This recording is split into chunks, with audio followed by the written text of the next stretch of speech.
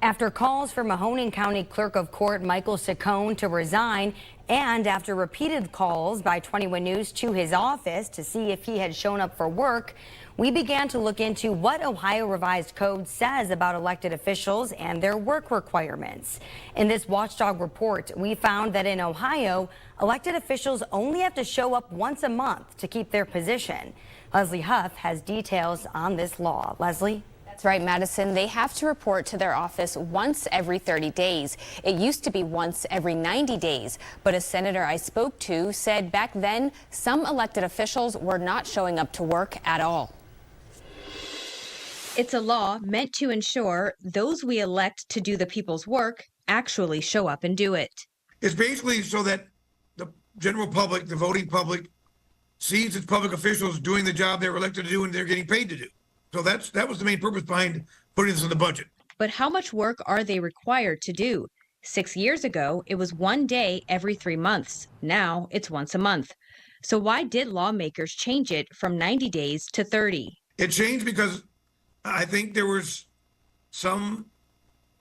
a couple of counties in the state where some elected official wasn't showing up. Senator DeMora said the law doesn't specify how many hours the elected county official has to work.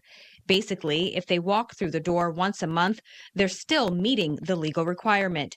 But who's responsible for keeping track of their attendance? It's supposed to be the county commissioners, at least one county commissioner. I reached out to one Mahoning County commissioner who couldn't give a definite answer on if they're responsible for tracking Michael Saccone's attendance.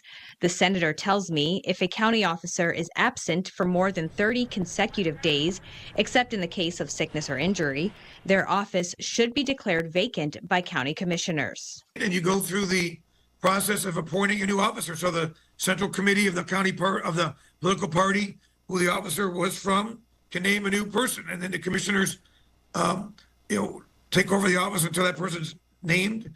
Right now, there's no pending legislation to tighten up this law, but DeMora says that needs to change. And I'm going to look and see maybe how we can clean this up about how the person's removed, because there is no specific A, B, C, D directions on how they are removed. But I think we have to do that. With more local news, I'm Leslie Huff.